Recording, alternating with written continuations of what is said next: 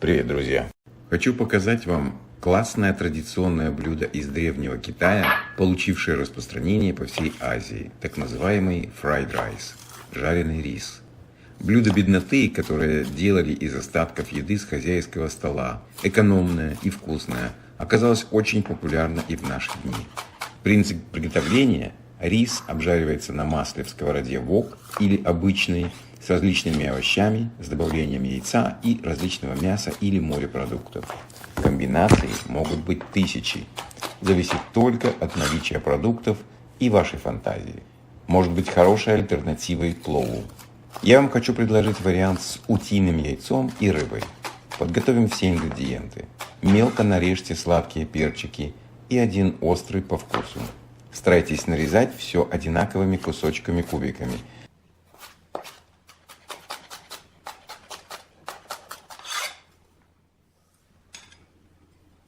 Измельчите один зубок чеснока. Можно больше, можно обойтись и без чеснока, если вам это не нравится.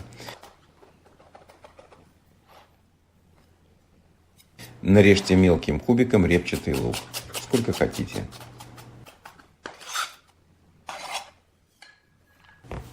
Натрите немного свежего имбиря. Имбирь освежит и украсит вкус любого блюда. Также традиционно нарежьте зеленого лука.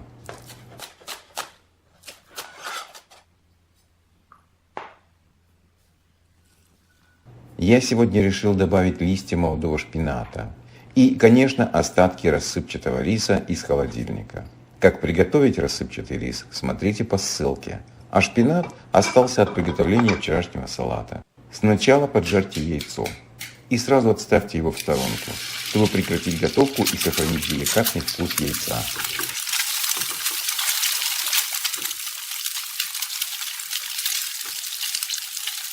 В разогретую сковороду добавьте растительное масло. У меня оливковое, но можно любое. Затем лук, чеснок и имбирь. Обрумяните до золотистого цвета.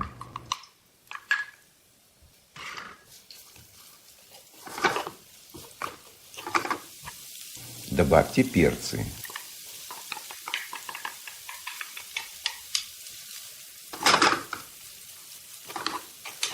Посолите, поперчите. Можете добавить специи, какие вам нравятся. При необходимости добавьте масло и немного яблочного уксуса по вкусу, около столовой ложки.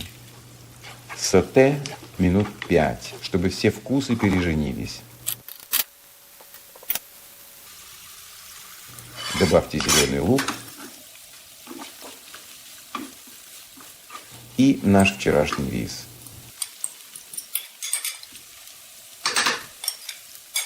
Хорошо добавить немного куриного бульона, но можно и простой воды, чтобы слегка подпарить рис.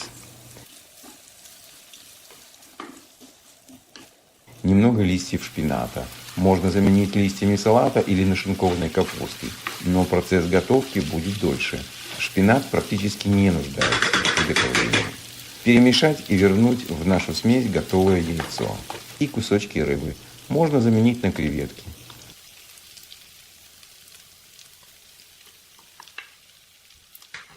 Хорошенько перемешать. Выключить нагрев и оставить под крышкой на 1 минуту. Жареный рис готов. Это действительно очень вкусно и полезно. И главное, очень доступно. Попробуйте поэкспериментировать с разными ингредиентами. И напишите в комментариях, как у вас получилось. Это будет всем интересно. Приятного аппетита! До встречи на канале.